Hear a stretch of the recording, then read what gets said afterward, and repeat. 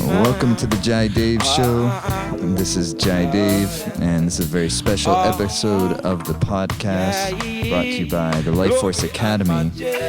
Many of you may know that the great Vaughn Benjamin, voice of Midnite, Akae Beka, a couple of weeks ago passed away at the age of 50 years old.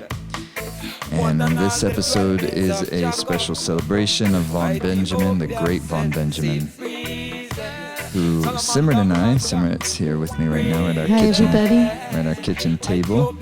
And earlier today we recorded a podcast with some friends of ours who are very close and worked very closely with Vaughn Benjamin here at our home in Nevada City, California. And Simrit and I have been first fell in love with Midnite, the Vaughn's band, most famously known as Midnite, that they really rose into great popularity in the late 90s. We became aware of them around that time, early 2000s. And then more recently, there was some evolution in the band. It became Akae Beka. And so for the last few years, we've been going to see Akae Beka. But for the last 20 years, approximately, one of the very few bands, artists that we will go out of our way to go see, travel for. So many times, whether back in South Carolina where we used to live, or for the last 15, 16 or more years in the Nevada City area, Northern California. Always one of the highlights of the years when Vaughn Benjamin would come to town. And so this really shook us, this losing unexpectedly Vaughn Benjamin.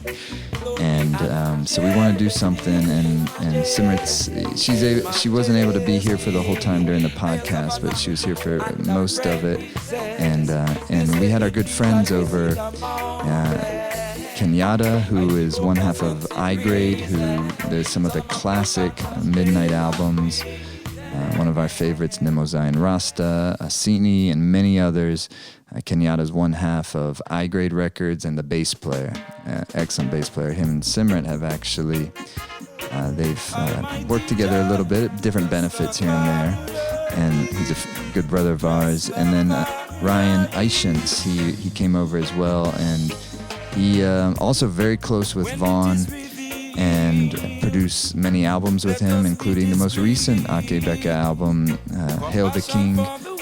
Beautiful work, beautiful album, two beautiful brothers, and we're so grateful they came over and shared their stories and heart with us, because we loved Vaughn as fans, and as lovers of his music, and they as well, but also were very close with him, and so I was very...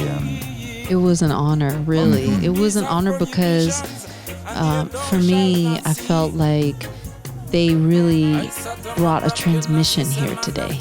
Something that I was really looking forward to when Jai Dave told me, when you said, you were going to interview the two of them. I got really excited, and I wanted to make sure that I could be here for this today, because I knew it would be a sort of transmission of Vaughn's energy, and I wanted to feel a little bit of that. And I also wanted to hear some of the details of what they experienced in relationship with Vaughn, because for me personally, I have been such an avid fan of Midnite and Akae Beka for about 20 years now. And when I first heard Vaughn sing and chant and teach through the music, and I heard the Midnite band for the first time, it was a game changer for me. It was something that I had been the most excited about since, my middle school days, listening to roots reggae and finding out about Bob Marley, and then listening to other bands, Israel Vibration, listening to some of the ska that came before the roots reggae movement. And so for me, this was just a huge deal, because Vaughn Benjamin, to me, has that same depth, is very familiar to me, of like the same kind of feeling I felt with Bob Marley, that kind of same depth of feel and same depth of connection Winston Rodney, Burning Yes, Spear. It's Winston at that Rodney, level. for sure. And yes. so if you're not familiar with Midnite yet, or Vaughn Benjamin, Akae Beka, I know many of you are who are listening, and there's going to be a lot of people, I'm sure, hearing this that you're not familiar with their music. So it's our honor to introduce you, at least be a catalyst here on this episode to introduce you to the music and artistry, wisdom of Vaughn Benjamin. Special, he's not just like a lyricist, or he is a teacher. He's prophetic.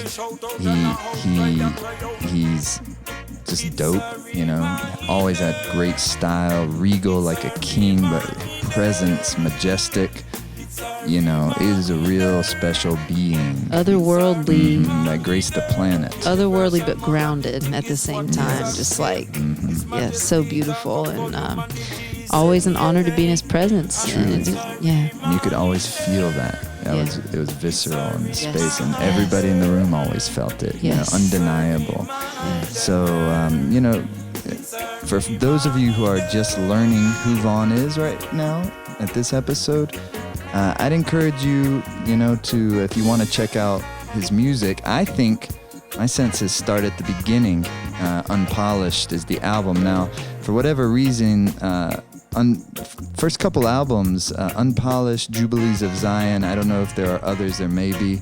Those are two of my very favorites, and they're not on Apple Music or Spotify for some reason. I have no idea why, but you can go on YouTube right now, and you can listen. I was just looking on Amazon just before recording this to see, can I buy the CD, and it's on Amazon but out of stock, so I'm not sure what the deal is with those two I have those classic CDs. albums. So Simrit says she has them, so But she may let you borrow hers. You just come by the house, 3 knocks. I'll make sure I got the goods for you. You can listen to those albums on YouTube, though, and hopefully they'll appear to somewhere where we can purchase them digitally. Yeah. And because they're legendary classic albums, but there's many, many, many, many other great albums, as you'll learn in this podcast. Over 70 albums that he created, and many of them are available. One I've been listening to and loving, that's a more recent Midnite album from, I think, 2014. Midnite, I-grade record, Beauty for Ashes.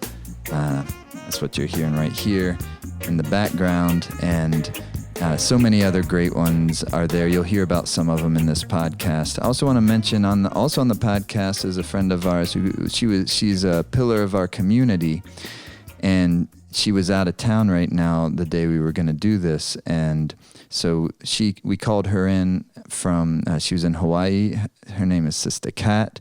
She herself is a great reggae artist, beautiful mother, sister. Incredible cook, Ital food, and amazing singer and lyricist. Mm-hmm. Yeah, beautiful voice. And she was a person instrumental in bringing Vaughn via Midnite, Akae Beka, to this community, Nevada City area, for ever since we've lived here.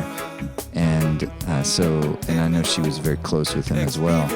And so she called in. So what a blessing it was to have Kenyatta, Ishence, and Sista Kat. And they all play together in a band. Yeah. And beautiful band, too. Beautiful band. Yeah, it was an honor. It really was an honor to feel the energy with the three of them today. And recently, mid-September, I was teaching, or scheduled to teach in San Diego, and I noticed Akae Beka was scheduled to play at the World Beat Center there in Balboa Park in San Diego the day before I was going to be teaching, so I changed my schedule so I could get there early enough to be at the Akae Beka presence the day before I was teaching. And what a blessing it was to do that. Ishence was on the stage playing guitar with Vaughn that night on that tour, and turns out that show in San Diego was the final Vaughn Benjamin concert, and I feel so grateful to have been there. So I hope you enjoy this, and I encourage you to go get their music, buy their music, support the band, support the family, Vaughn Benjamin, however you get your music. And discover the legacy. There's over 70 albums to search through, but start with the ones that jump out at you. Yeah, enjoy the vibes. It's music more than just music with a message. It's music with it's such a beautiful vibe, and it will fill you up each and every time for sure. Soulful groove. A healing. All right, enjoy the episode, everybody. Do something with in life, yes. Feel well in body and mind.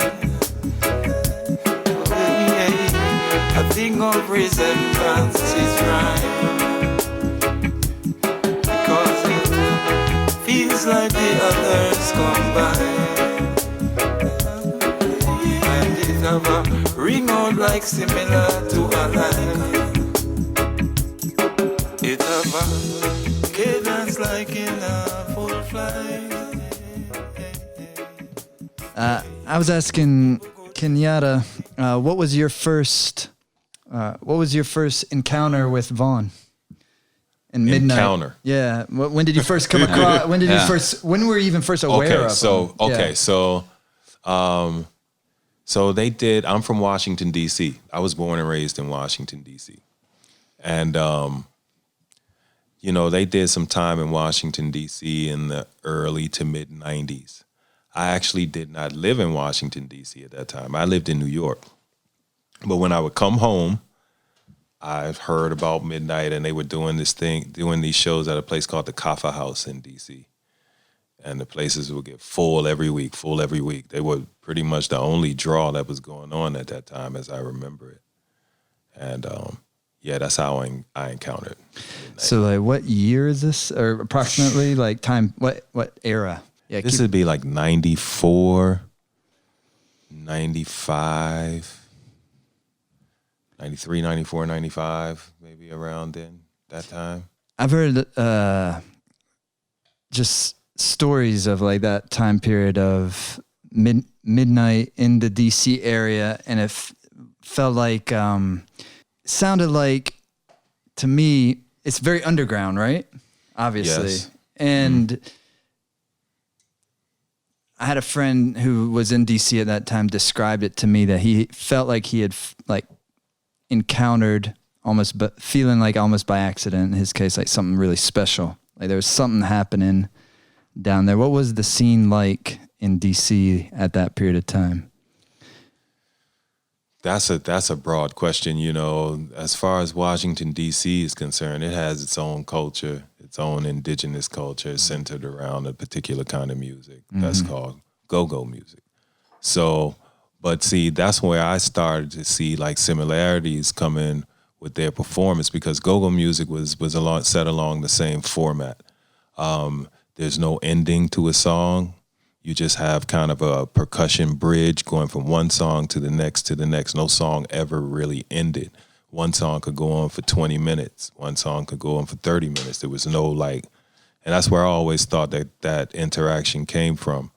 The scene in DC, in the 90s was, you had a lot of different scenes. You had a punk scene, you had a go-go scene, you had a hip-hop scene. It's all these things that were converging.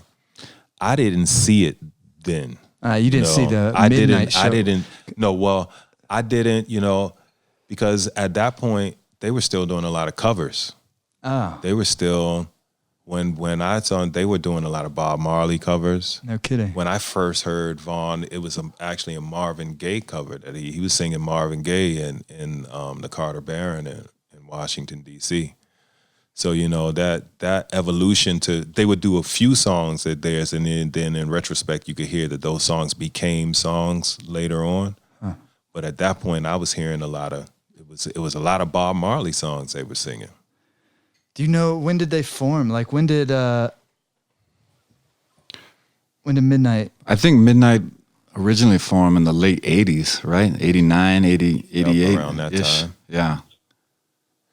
And so the manifestation that you all started to see, like when you started to see Phil and Bosey and Abijah, that was like the third incarnation of Midnite. Because when I first encountered Midnite, it was late 90s. When did Unpolished come out? 97? Well, 97, 98. Let's just find out. Ish. Because when I heard that album, that was like, it still holds up, by the way, like strong. Yes. And when we used to go see Midnite, I was living in South Carolina at that time, and they'd come through into Charleston. We'd go, Simrit would be there, all our friends would be there right up front. And at that point in time, it was fiery. Like it was interesting to kind of like watch and listen to the progression of the music over the years, because the late 90s, early 2000s. Now it says the official release date is 2001. Okay. No, that is not. That's not accurate. No, that's not the case. I would say in like 97. I don't see like, I'm looking online. I don't see like. I believe they went to Namibia too, back in like the mid 90s, even before Unpolished came out. Toured down there. Those dudes, they were going all over the world before all of that happened. I remember dudes saying they were going to Iceland. Wow. Yeah. Ended up in Iceland. Wow. Like, really, Iceland? Well, I came out when we had moved out here, I don't know, close to 20 years ago, probably about this point. We've been here in Nevada City area. And so we had been following Midnite and Vaughn since, before then, but of course we're just watching. There's very few bands, artists that we would travel for. Like, we'll travel for the Dead. Yeah. We'll travel for a couple, and Midnite is in that, small group. I've seen that. I mean, that's how we started. Yeah. We started, both of us, I'm sure. I know me personally, started out as fans. Yeah. I started out as a fan. Yeah. Like, I'm going wherever it is in my area, I'm going to show up. Yeah. What's up, Kat? Yeah, that was like, that's one thing I can kind of tap in on and relate to is it was around 2001, because my first child was born in 2000. Maddie started hearing about this band, and that's when I first saw them. I think my first show was up at the River Ranch. I can't remember, but that was the thing that clicked really, for decades we had been listening to reggae, your standard, your song starts and it stops. And there is a pulse, or like almost like a current that Midnite band had that reminded me a lot of the Grateful Dead, in the sense, it's apples and oranges, you can't compare it, but it was this energy and this pulse that one song gravitated into another, and it then lyrically it was charged like no other. And that's like really how I can say it clicked for myself. I know for like Maddie, it was so much of the lyrics, because we had heard about this band, and then seeing them live, it was a band that suddenly I was like, I would travel. It really, it like put a current through kind of my whole entire body. It's pretty amazing. Kat, the first memory I have of you moving out here was you introducing Midnite on the stage, like you do with your great stage presence, commanding. And I remember, this is at least my memory, I think it's right, but Sista Kat introducing them as the most crucial band in reggae. And I remember hearing that, and I remember feeling exactly, I don't know reggae, I'm not inside of reggae as much as you all are, but from my perspective, like that's what it felt like to me. So at the kind of towards the end of the 90s, reggae music was kind of in a place for me. I felt like a lot of the lyrics were regurgitated. It was just slogans people were saying. And Vaughn switched all of that up. Vaughn came to make the connections of why you are saying Rastafari. Why are you doing this? Where does it come from? What's the ancient root of what it is that you're dealing with right now? So he was articulated, but he could articulate what was in your heart and mind, like he would just articulate the questions that I had. Yeah, and that's then the have feeling answers. I'm feeling. Yeah, wow. You explained it in such a way that I understand my own feelings now, type of way. Because, that's what it was. It started to be cliche to me. Yeah. Reggae music started to sound cliche.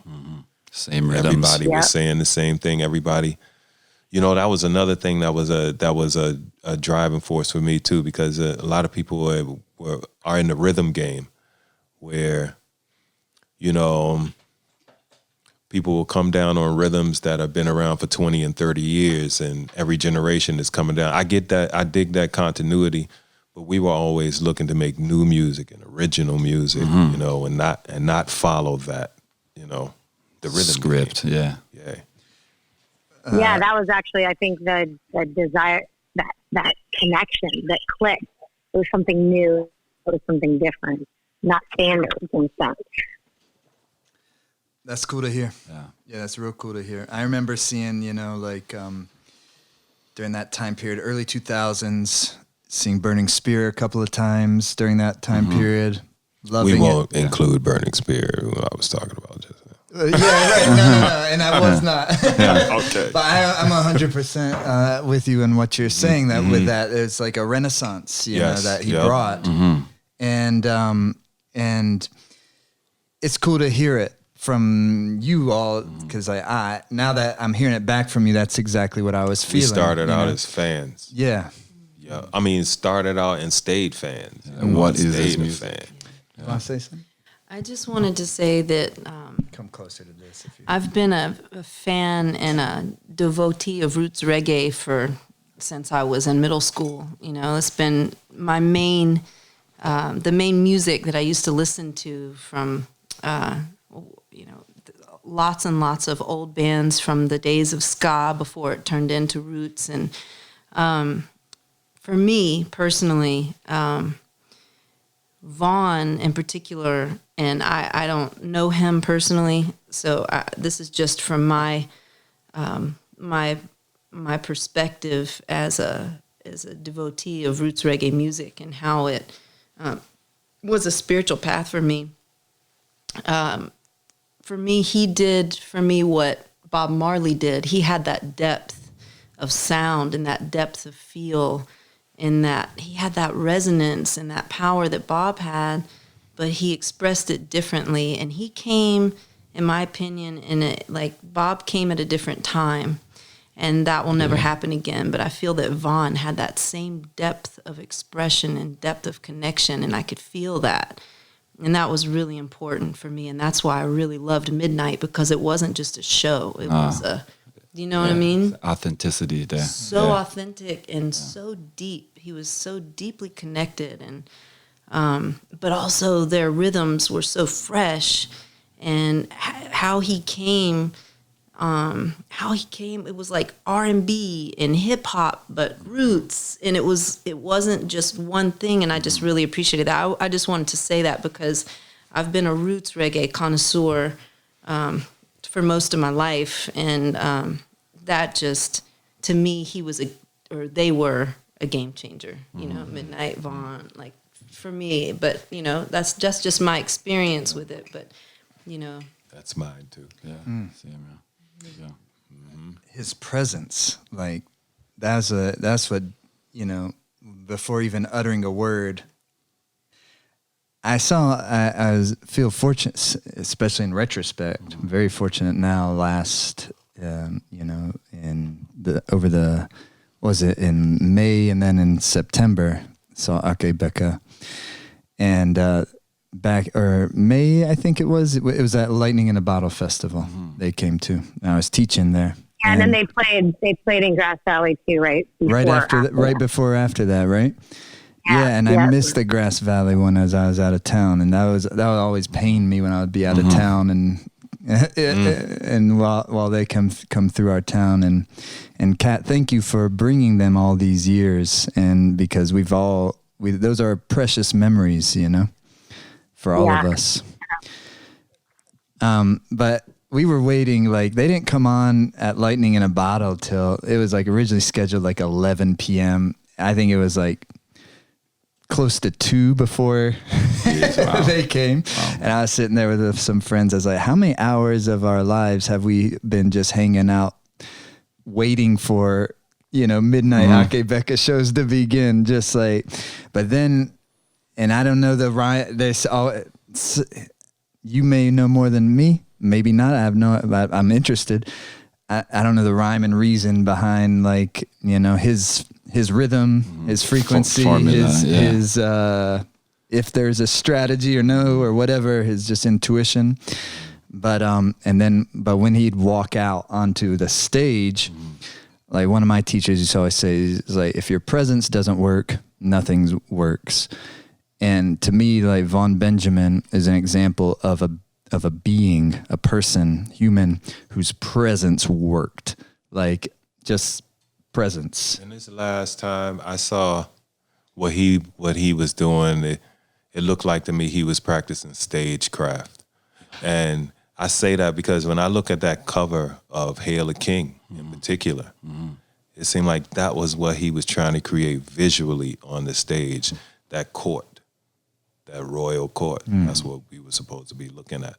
So it's almost like he became the anti-show. It was not a show. He didn't say, everybody wave your hands and how you feeling, and you know. Even the tempo of the music too. I saw Vaughn as a king.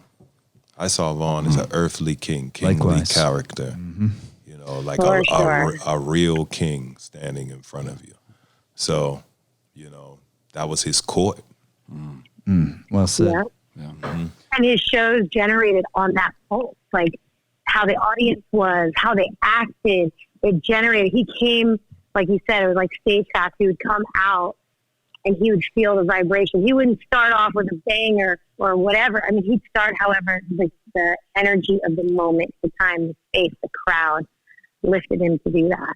And I think, you know, for all of us, I mean, like, those shows in Nevada City were special, because I went to a lot of his shows out in Nevada City and they were all special.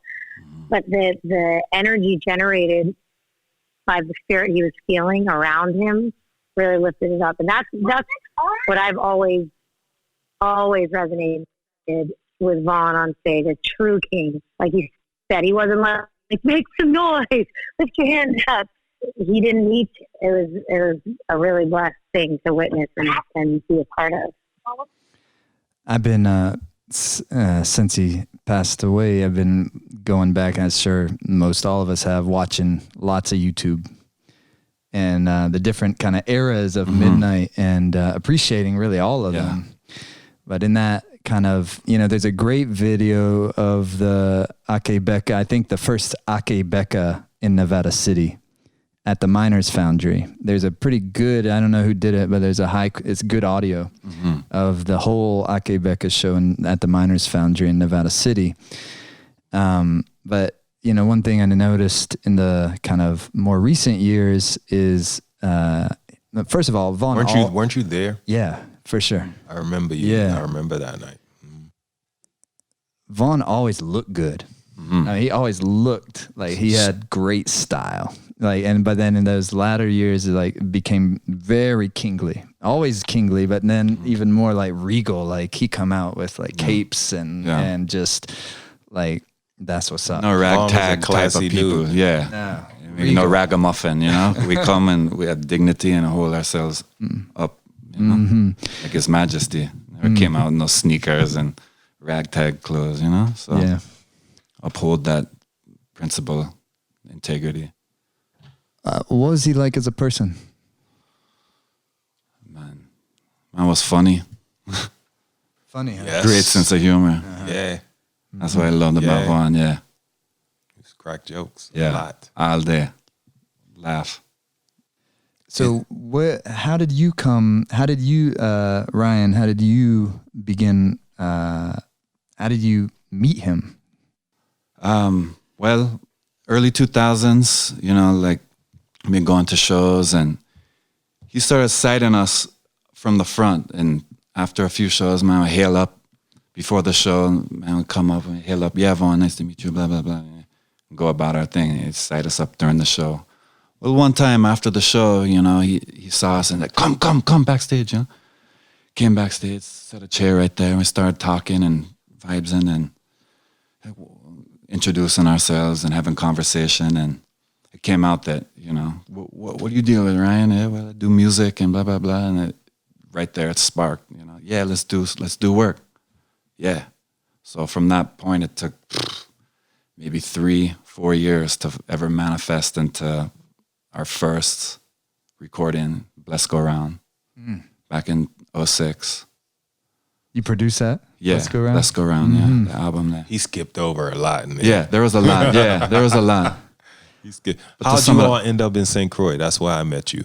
St. Croix. That's Yeah, where you met met me? in St. Croix? Yes, In St. we Croix? met in St. Okay. I Croix. didn't realize you lived in St. Croix. I lived in St. Yeah. You Croix. both lived in St. Croix. No, I didn't live there. You didn't live yeah, there. I You went were there there working with Vaughn? Yeah, so Yeah. he ended up coming through on his book tour, and when we finally got to manifest this recording, the start, through the years. Yeah, Ryan, don't worry, we're gonna start this. We're gonna get, and the time and place came to where we recorded I think 4 tracks up here initially, and man had to leave the next day. So that's when I got the call, hey Ryan, come down, let's go finish the rest.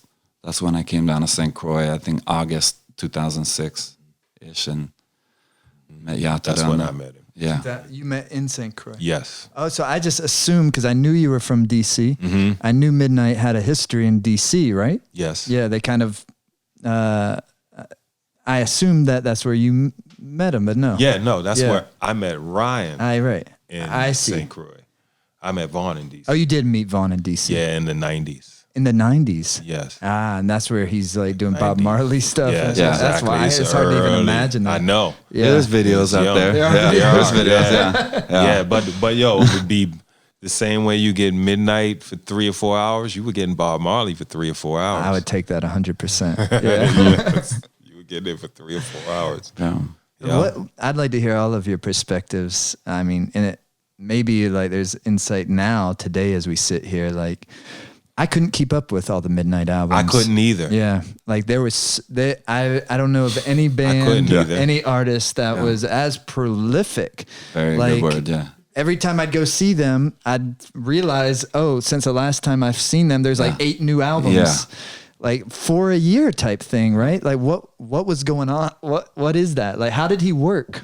You've both Diligent. It was purposeful. Yeah. He Yeah. stayed Purposeful, yeah. out of major labels so that he could retain control over his music and put it out at will.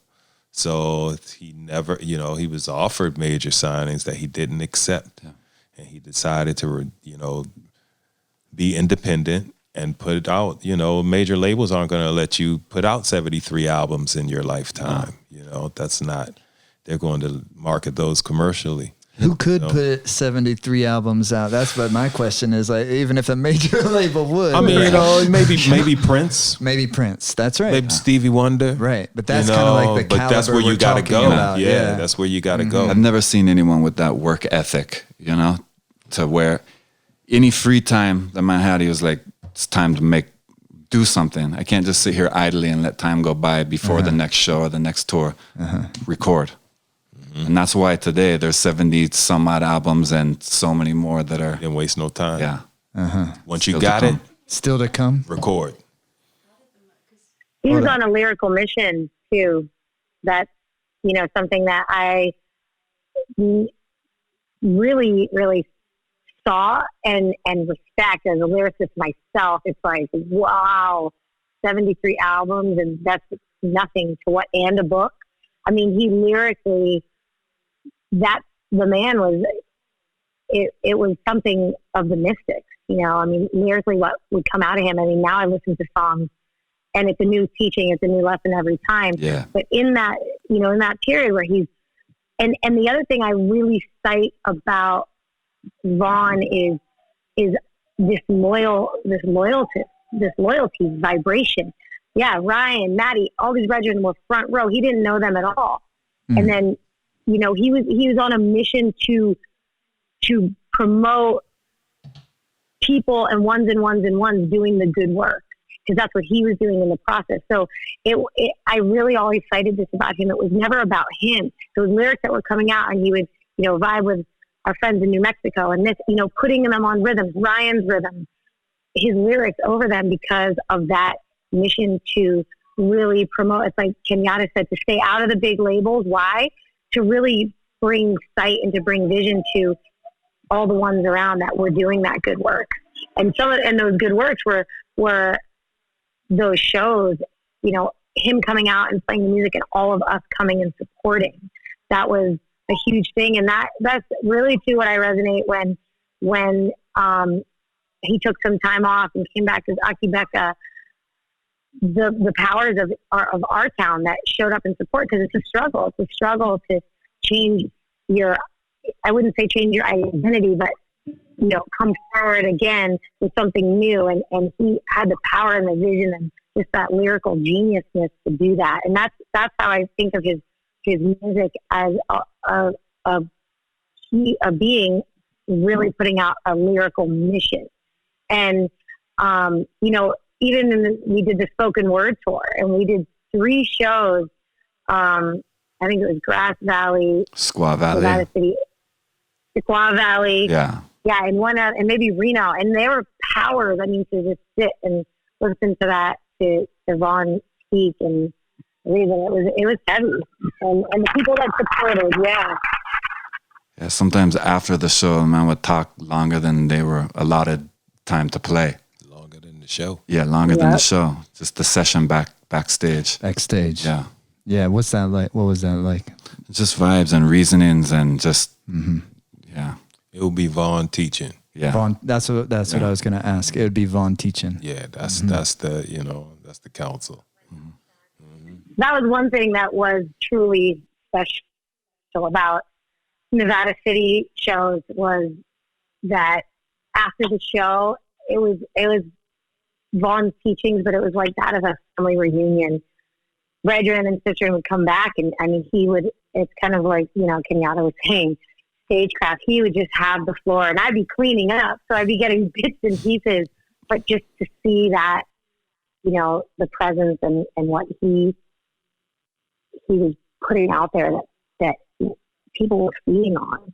And those backstage moments, I mean, Ryan, some of them were 5, 6 in the morning. Yeah, like, okay, guys, time to go. I know. I was like, I really have to leave the venue now. Yeah. Hey, and in those sessions, when I say Vaughn teaching, I mean Vaughn would quiet out all the lions in the room. All the lions would have to sit in quiet. Hear a pin and drop. Listen. Big scruffy lion, big scar up lion. Everybody has to chill out and listen to Akae Beka. And that's it, and it wasn't any kind of, it was just his presence. I've seen Vaughn stop wars on the street and the guns are out and he talked both sides down. I've seen it with my own eyes. Cruisions, you can stop cruisions. They're about to go at it. He would talk them down. So, yeah. Dude was a very powerful dude. He champion boxer. Yeah. No kidding. Yeah. Huh. Yeah. Champion swimmer too, I think he was. Travel boxing. Yeah. I saw that photo you posted with the Egyptian King Joseph. Yeah. King. I always thought when we would go see Vaughn, always looked like he came right out of like ancient Ethiopia, ancient Egypt, somewhere like that. Looked like he was a different looking, like beautiful, but different looking. Like there was just an undeniable aspect to his presence that unless you went live, it's hard to kind of like, you can't, that's something you just have to, that's a transmission that happens. Yeah, he looked almost extraterrestrial to me, but ancient. Not like what we normally see as like an alien, like a cheesy drawing of an alien. Like he was like from a different, like he was from here, but he was from a different place too. I felt that from him, like a really In time, different place and time. Yeah. Sure. He will make the connections, like, so there's spell Kemet. When they spell Kemet, it's KMT. But those the vowels that go in between those consonants are supposed to be interchangeable. So Pharaoh is far I. That's the kind of things he would make you see. So, and he knew who he was. I was just listening. There's this song called Lion Out of Zion. And he's telling you who he is, Mesopotamia to the Levant, and a gold caravan, 10,000 attendants, a lion out of Zion. This is who I am. Listen to that song. Yeah. I'm curious how he how the lyrics came through him. Did they stream through him? You know how people talk about Jay-Z, and Jay-Z doesn't write his lyrics down. They just stream through him. How did he come with those lyrics for 70 plus albums? I think, I'm curious that were what his put out. process that were put out. Yeah, I'm Yes. curious my what his own process perspective was. would be like, this man's a conduit. You know, conduit. Yeah. I mean, there was, for instance, say, the Ganja Man Roll, that song, Hemp Scroll from Free Indeed. We had been recording all night. Vaughn, myself, and Russell, we've been there in the hotel room all night. Right, okay, done. It's like 5:30 in the morning, let's go to bed. All right, Vaughn takes off. Me and Elle are shutting down the computer. About ready to say goodbye to Elle, and then you hear, it's Vaughn again. Hey, I just had this thing coming to me. What is a Ganja Man Roll? Hey, put up a beat, yeah. And then boom, down at 7:30 in the morning after all night. All right, we're good. Go to bed. Yeah. That's like That's a how whole it album worked, yeah. coming through in a night type thing. Yeah, type of deal, yeah. That type of deal, yeah. So he didn't write his lyrics. No, he wrote his lyrics. He did write his He wrote his lyrics, yeah. Some, though, man, it was straight off the top. Yeah, off the But he cuff, wouldn't off the come Right off the like top. he wouldn't come with a songbook of prepared lyrics to Never. a studio session. A lot of times the song was actually the reasoning that was going on just before he decided to sit down and write that song. Whatever the teaching was because he was constantly teaching. So whatever information it was that he was giving us at that time, and our response and how we received it and how it applied to all ones would go into that song. Yeah, you would hear it and be like, our vibes that happened earlier today. When you're spending time with Vaughn, was the feeling of it like, that's like, you feel like you're hanging with your boy, or do you always feel like you're around a teacher? Or is it a little bit of both? Yeah. It's both because, you know, he needed that too. Mm-hmm. He didn't need sycophants. You know? Right, of course. He didn't, you know, and did not like that. No. He wanted people that thought for themselves around him. Genuine. You know, but still, you know, that's Midnite. I mean, you know, that's the Akae Beka. So maximum respect was always due. He was our boy. But He was also, my big brother, but big he was brother. my brother. But he was my big brother. Yeah, right. Yeah. Yes. Yep. I Big feel it. brother, father, godfather, everything in one, you know? Yeah. That's actually one thing that I always, you know, resonated with him about is because, you know, it's like interesting. My relationship with a brethren, you know, I'd been at some recording sessions, you know, at Ishence's when he was there and enough shows, but I would be the first, he would come into Grass Valley and I'd be the first one they'd greet. And of course, I'm also on the level of putting on this production to get them their hotel rooms, make sure everything is good. But it's interesting because Ishence says, you know, he laughed a lot.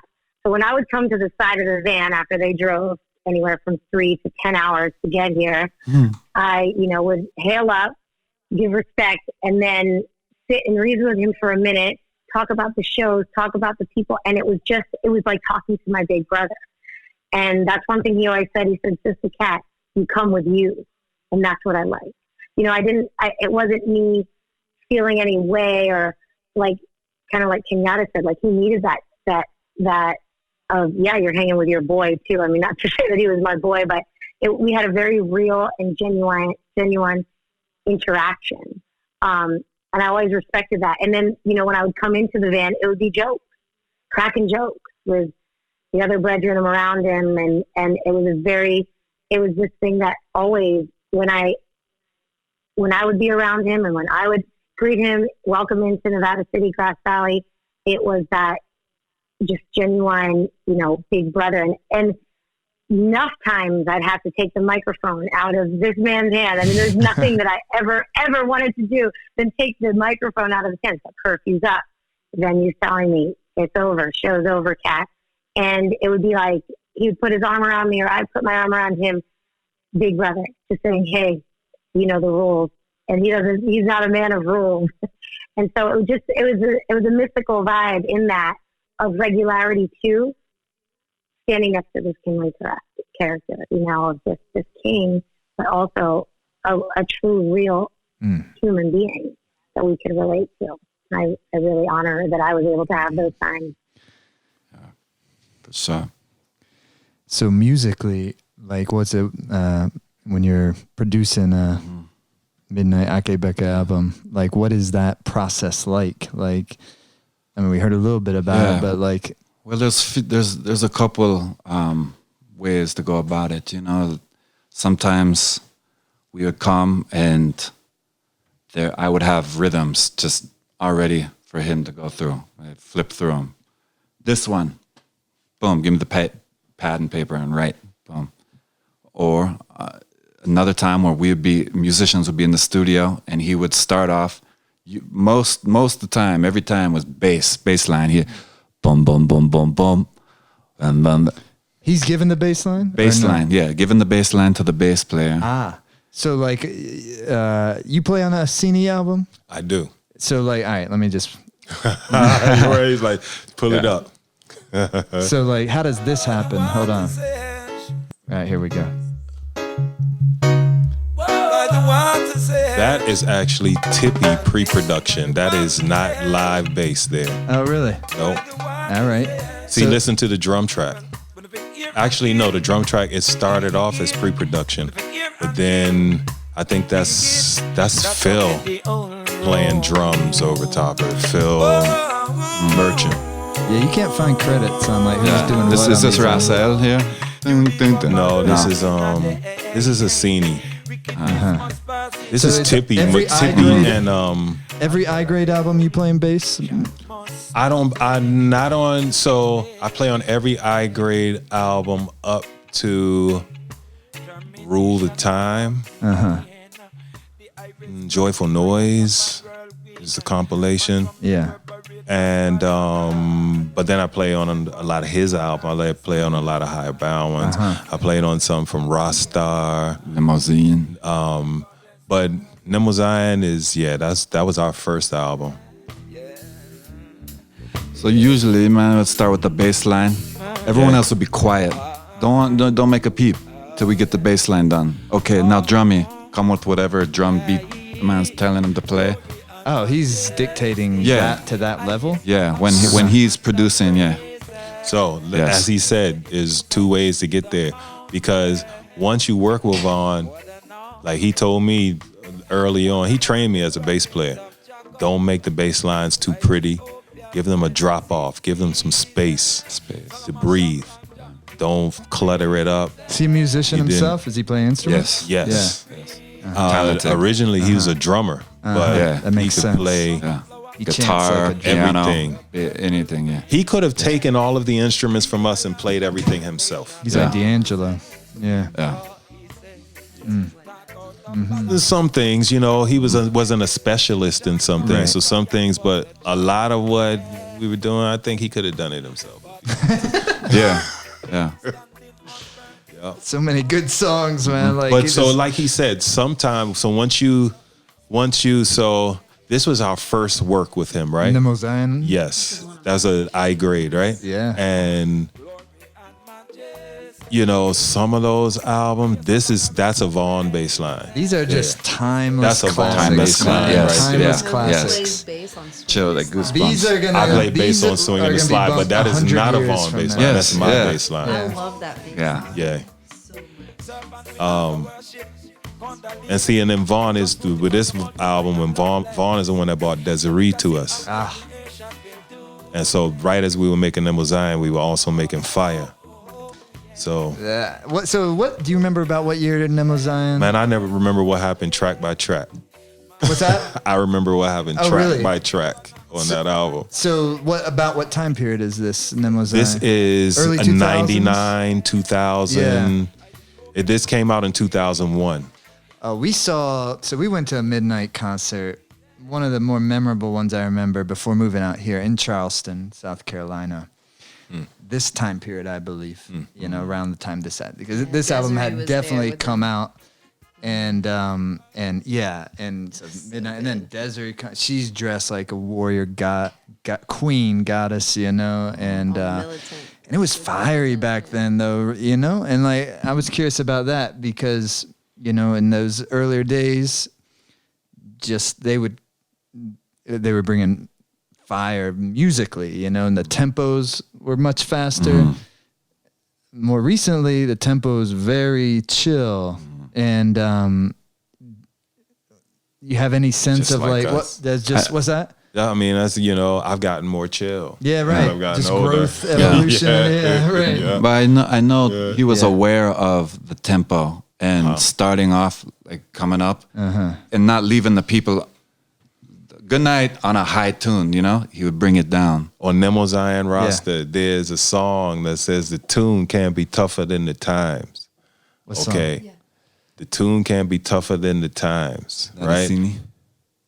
Is it a scene? Yeah, it's a scene. It's a scene, excuse me. Yeah, man. And that, to me, like he would set the music for the time, too. Tune can't be tougher than the time. Let's bring the people down. Bring them in for a landing. Yeah, but then bass lines, you don't think that our Vaughn's like the tune can't be tougher than the time. It's kind of like it's kind of hip hop R&B, but that's also a Vaughn bass line. Because he, but even as he said that, he would tell you something, right? It wasn't that I never played a bass line exactly as he told me to play it. What he would do is he would tell you what he wanted to play, and then because you were a filter, and then you were free to put yourself into it. So, and he would like to see what you were going to do with what it is that he gave you. He's giving you a feel. Now hit the low one. Now hit the low one. Yeah. Right, and the studio was his favorite place. It wasn't the stage, it was the studio. Really? Yeah. That's when he's cracking jokes, that's when he's laughing, that's when you meet that guy. Yeah. That's when he was always happiest. He always said the studio is my favorite. It's my favorite part. Yeah. Yeah. Yeah. Well, there's a few, like, I remember where I was when I got the news Jerry Garcia had passed away. A few other people in my life, I know I'm going to remember the moment I woke up to a text message that morning, and it was just like, it was shocking, and I didn't know him personally, and I was teared up all day long, like in waves. Like, I can't imagine how you all felt, and still, I'm sure I didn't envision fresh. an after Vaughn Benjamin. Right. Not that you vision. I thought we was just all gonna get gray, have the old reunion. legends, rolling around in a wheelchair, like have the reunion old in 15, staff, 20 years, that kind of thing, so, and we were just recording with him. I mean, he just left Grass Valley. He 3 weeks ago, month ago. In And I October. can remember leaving that session, sitting outside saying, yo, this is some of the best music we ever made. Yeah. Right here, going on right here, right now. And, he was in a great mood. Great vibes. We were having a great time. Yeah. Yeah. That was life changing. Yeah, everything was happening in a process. Things were happening. Tours are being set up. Shows are being set up. Albums were getting repressed. Things were in the midst of happening. So it's like, that's right. He was about to go. He was about to go and play guitar for him on the road. Well, I had just seen you play. Yeah. Like, I was teaching in San Diego a couple weeks before, or mid-September, and I saw Akae Beka was going to be at what's called World Beat Center. yeah. So I changed my flight to get down there a night early so I could come. And I think in retrospect, final show, no?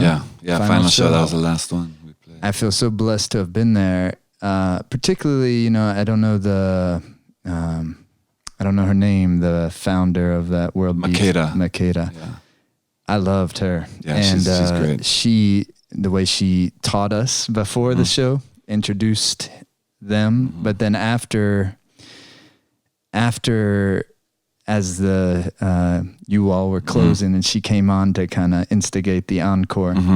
But she said, everybody comes through here. And talking about all the reggae, I assume talking about all the reggae musicians. She said, no matter how no matter how big, she said, Vaughn always comes home. And just, and more than just the words, it was, she's an elder, and just, you could just feel like the love affair, like the love pouring through from her heart, and like, that was like, it was a beautiful note to end on. Yeah. It was like, I teared up a little on that. It's like, cause honestly, like, I don't, as I mentioned, like, I don't know, I didn't know him. I just knew him via the music and via stage presence. I enjoyed that. I enjoyed knowing him in that way. And that was like a glimpse of a humanness, that like his humanity and just like, this elder, beautiful, because I'd never been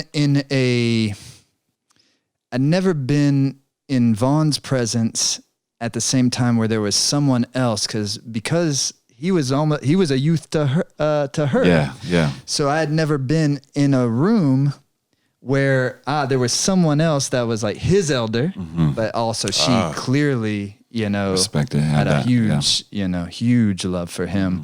But also, I mean, she's the grandmother energy, I'd never seen the energy flow like that between Vaughn and someone else. He's always, when he's there, he's commanding the space, just his aura does that. His presence does that. The person I saw that with him the most would be Seago. Who is that? Seago was the elder. He's an elder from St. Croix who passed not too long ago, within the last few years. But he was a teacher too. Community leader. Teacher, if Vaughn was my older brother, Seago was, my daddy. We'd call him that. Yes, like dude was like, just the eloquence that he had just was so inspiring, and you always felt blessed when he would share some knowledge with you. Like he was just, and definitely he was an elder to Vaughn. They had a lot of qualities that were just both were natural leaders. Just both, when you walked in, they didn't really have to say anything. They just, you knew they were there. But you could have met Seago too. But Word. Any kind of like, for any of you, just, sitting here today, a sense of like, I don't know if it's the right way of saying it, of what you learned or what you kind of, is there a kind of like, and I imagine it's hard to even try to even put it into any sort of perspective at this point. Things are relatively fresh, but like what's one thing that you learned from his life? Anything that just emerges? Or your experience with him? Principle.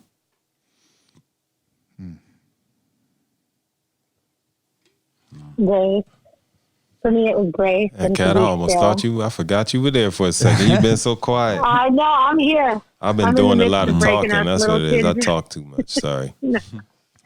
If you guys could see what's happening on the other end over here, you'd get it. Wow. Been on mute for a while. But actually, that segues me into my life, which is kids and chaos and being loud. And I mean, Kenyatta and Ishence, you guys know me very well. Sometimes I have a lot to say, and I can be loud. I think for me, what sticks with Vaughn, he really taught me grace and to take a moment and to breathe. You guys have all seen me MC, and sometimes I'm loud. I am the make some noise person. Show your love and respect. And I can remember countless of times where I would just come on stage and at first I would say nothing.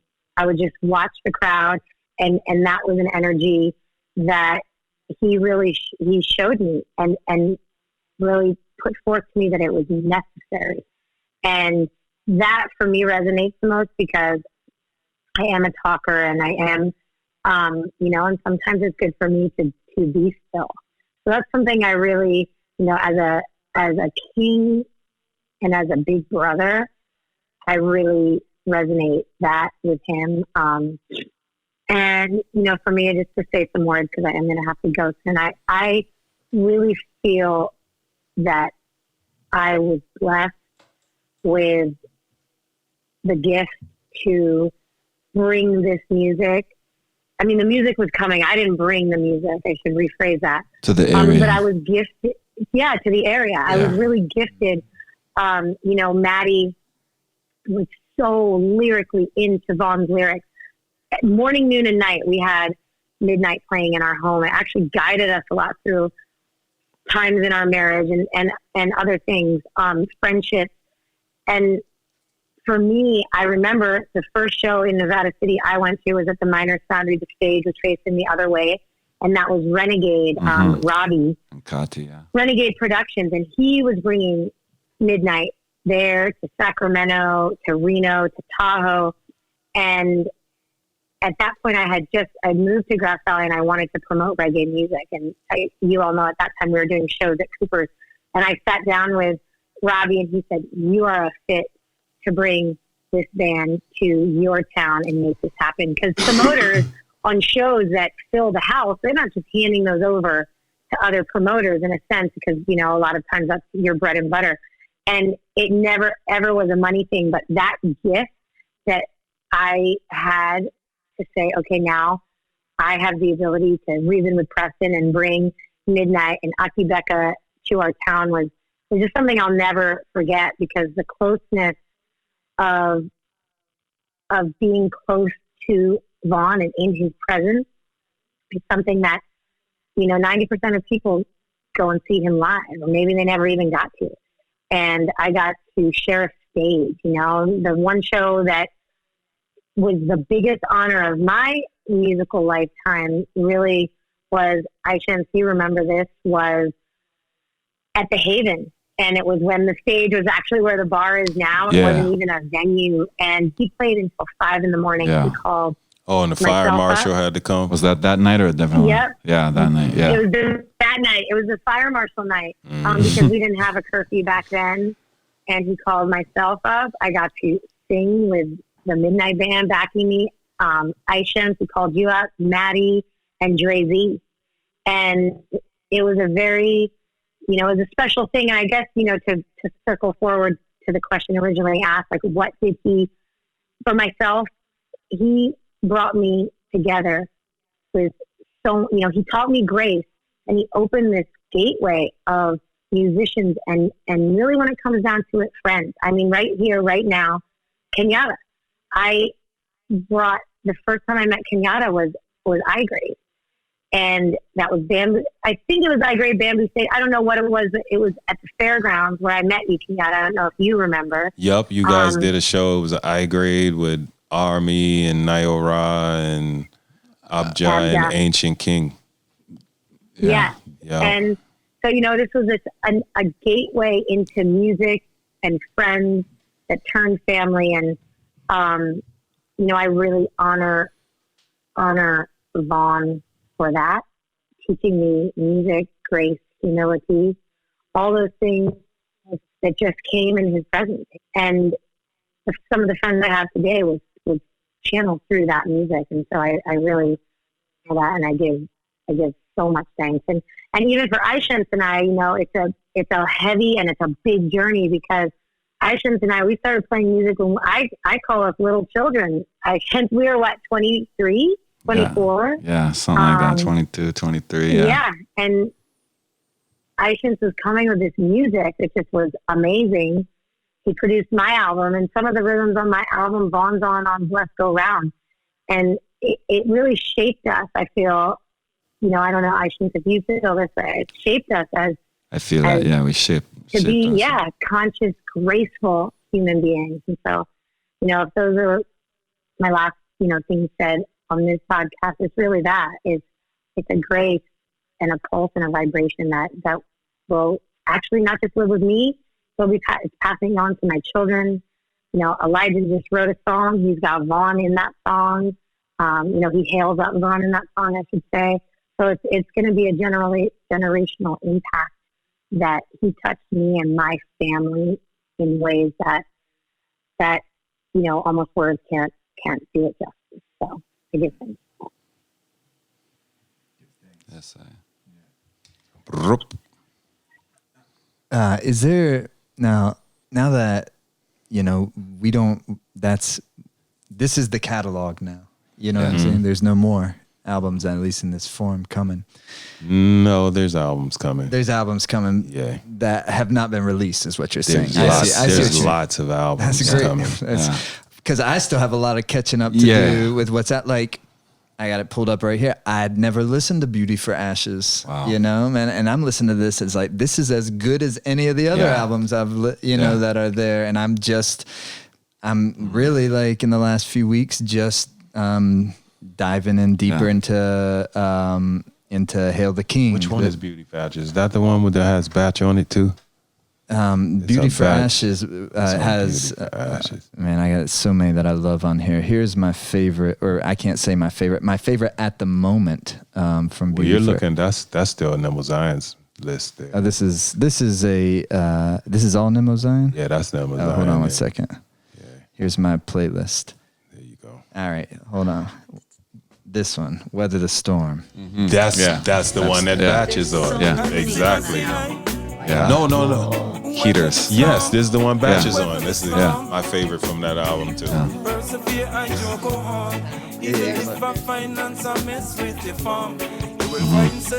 Love will share what it have. We need more joy. It's just undeniably good music. Yeah, uplifting. I saw somebody say online something about, is it me or are Vaughn's lyrics clearer now or something? And it's true. I've been going back thinking he said one thing for years and hearing it again and be like, no, that's not what he said. He said something else. I was worried. I was posting something on my Instagram story about from Hail the King. I thought he was saying March On. Did he say March On? Yeah, March On. I thought so, but I was like, well, this is what I think he's saying. You never know. Yeah. I love Say Maya One. That's so good. I don't know. Yeah. Is it on here? The thing is that with Vaughn's writing, right? All three of us could come to different conclusions about what it is that he's saying. Yeah. But all of us be right. That's right. That's real art.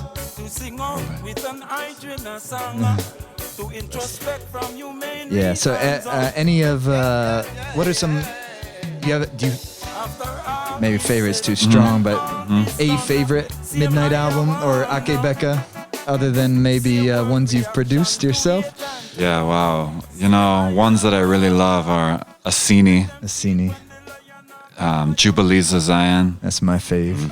Yeah. Jubilees of Zion. I went back to listen to that one this morning. Yeah. There's some productions by Ayadin Sounds. Okay. Really amazing producer and musician. Explain just briefly like how this works, because there'll be a lot of people listening to this who are, know the music. There's going to be probably a lot more that don't. We're just introducing them to this.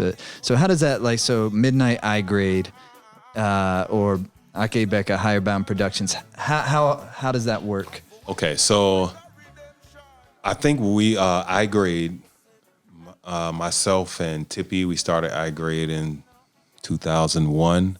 I think we were the first ones that actually put out music that wasn't specifically Midnite music, right? But that happened organically because with 73 albums later, Vaughn had so much to say that he needed another outlet, and then we weren't enough, and then you became an outlet, and then Vaughn ended up making music all over the world.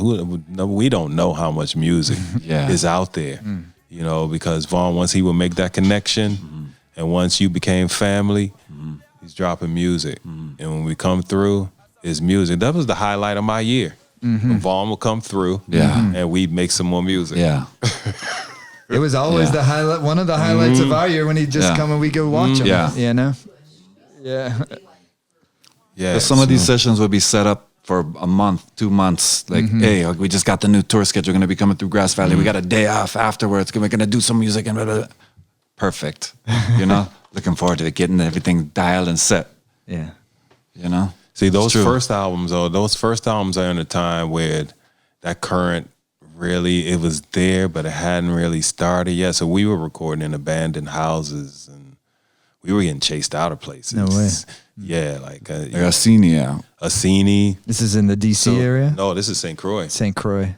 I didn't start working with Vaughn until I moved to St. Croix. I see. I moved to St. Croix in 98. Oh, that's Something early like on. that. Yeah. Yeah. That's early on. So, and, so we started working on Nemo Zion Rasta. And first we were working in this bungalow that Tippy's father had, but the neighbors kept complaining.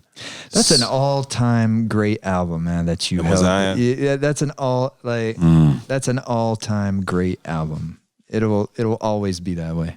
Well, there's a lot of, we didn't really care if anybody was going to listen. Personally, I didn't care. I was just, That's a I'm from formula for Washington, good D.C. music. So I'm like, yo, these guys let me hang around. I can be here. And then I was not from the Virgin Islands. I ended up in the Virgin Islands. Yeah. In mysterious circumstances. But, so just to be there, just to be able to do it was intense. But on this particular one, we're there, and the neighbors have been calling, and Tippy's father shows up, and he says, you guys have got 30 minutes to get up out of this place. Wait, Tippy's your I-grade partner? Yes. Yeah. Tippy's father shows up, disturbing the neighbors. You guys got to go in 30 minutes. So we look at each other, and we're like, we got 30 minutes. Okay, let's get this last one in. And he's standing there over us like, I remember him saying, he learned how to drive in a Volvo. I remember him saying that. That was that album there. Yo, it's weird. At the end of some of these songs, you'll hear another track come out. Because just like he said with Hemp Scroll, the track might have started somewhere and Vaughn left and come back and say, no, but I hear another bass line on top of that one, so we're going to do this one and then the next one, and you'll hear it underlined. But that was the first one. Yeah. These were the first guys we're not leaving the studio for a week. So we did Nemo Zion, Fire, Asini, parts of Vision. Weep Not, some of them. Weep Not came in that time. No, Weep Not is later. Abja and a Red Eye Hour got done around that time. But all of that, we were in this abandoned house for 2 weeks, and we did those 3 albums in that 2 weeks. Oh, really? Yep. 3 albums in those 2 In weeks. those 2 weeks. Yeah. Amazing. Yeah. He was just here. I was there by that studio for 4 hours. How long were we there? Because I'm almost a sleepyhead. I would always, the bass is going first so I could leave. Yeah. I don't know which day. I guess it's like every Because day. I only went 2 days in this last session. And then we came out with But 12 I played- Are you rhythms. talking about just The other week, recently. yeah. Yeah, the other week. Yeah. And Jeez. I played 8 of them. Did he lay down his vocals? No. Not on the rhythms, but he did lay down 11 tracks. Vocals, yeah. Vaughn could hear the whole song. Like Yeah, like me, yeah. I forget. Tell me a bass line. If I get up and walk across the room, I'm going to forget it. So he would know the whole thing in and out. After we recorded 2 hours later. he'd be freestyling what he was gonna put on it. And we're like, He put it already down knew. now, you know. He already knew. Next rhythm. So clearly he had influences outside of reggae. I mean, he was doing Marvin Gaye tracks. Was there hip-hop influences? So Yeah. I remember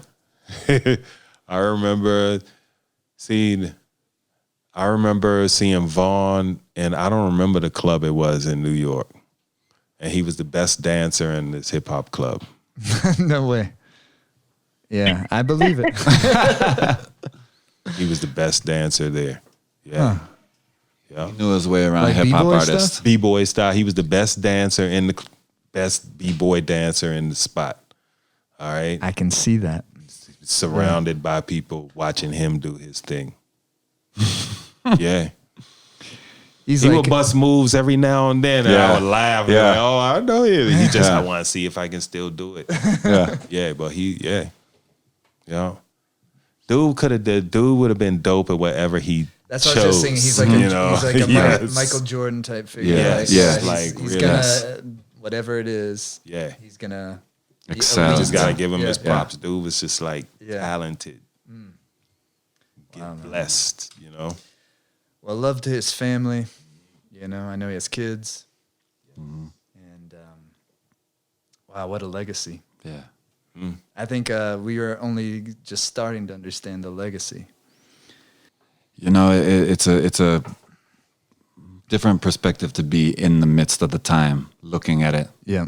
in the time. But say 20 years from now, looking back, like 30 years now, we're looking back on Bob Marley's legacy, and you're like, wow, imagine that. Then, but we're in the time now. So I feel that, man. I different, feel it the same. It's different, of course, but like you can feel the weight of it, and you could feel the weight of it in like in obviously like what you're saying. You can't understand what the 20 years from that perspective. But knowing that during the time, we knew we were making history, and we knew what we were doing was gonna last forever. I do know. Yeah. Give thanks. All right. We signing off. Hey, man, it feels good to me.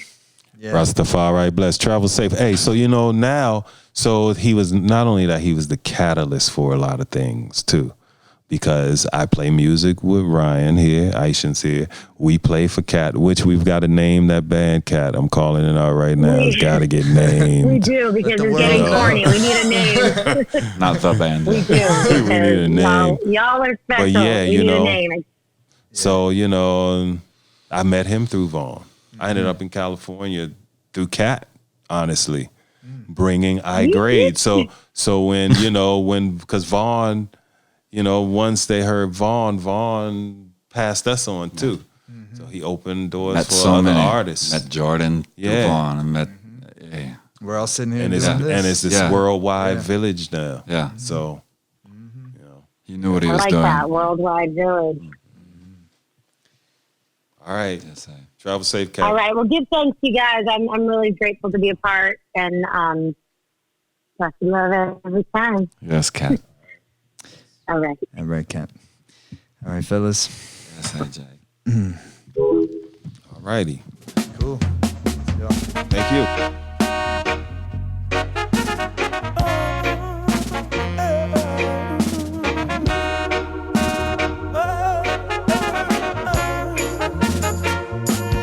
When they lock down lender, they lock down borrower. Them not in no pacifist agenda. They meet some non-conformists now bargain war. Carry the ideals of the emperor. Rasta Kat put in some synapses, nutrient in a song cylinder. They meet some non-conformists now bargain war. Carry the ideals of the emperor. Them have a software called the window, where soul imagination fire get kindled. All right, everyone. That was the celebration of Vaughn Benjamin. We'll be blasting this music in our home for our whole lives. What's a good course of action to pursue? Thank you to everyone at the Life Force Academy for making this podcast possible. Check out lifeforce.yoga, home Kundalini yoga experience. Go get all the Midnite Akae Beka albums, support the music, and long live Vaughn Benjamin. Some non-conformists now bargain war. Carry the ideals of the emperor. Caring for some food that you grew. Caring for some youth that Jah give you. A family in a unit in a crew. Healing through the ups and downs and scrape and black and blue through. Look how healthy, strong and vibrantly like new. White green energy say back way low. Happenstance, coincidence, 360 in the book. Please don't go jump off before you look. Escalation speech within your back a push. Take off your shoes before the burning bush.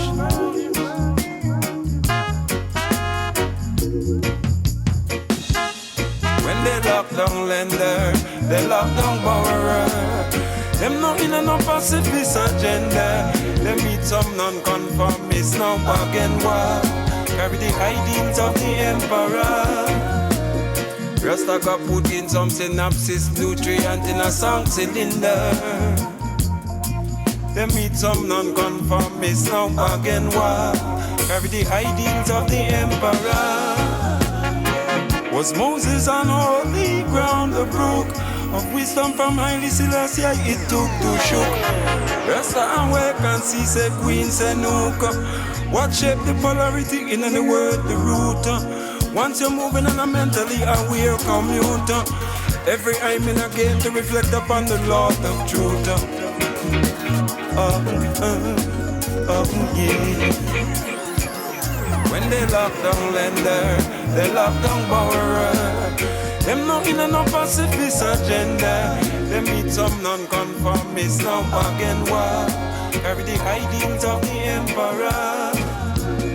Just like I put in some synapses, nutrient in a sound cylinder. They meet some non-conformists, now bargain war. Carry the ideals of the emperor. Just we see what upful vibes can be contribute. What an uncomfortable suit, a long lawsuit.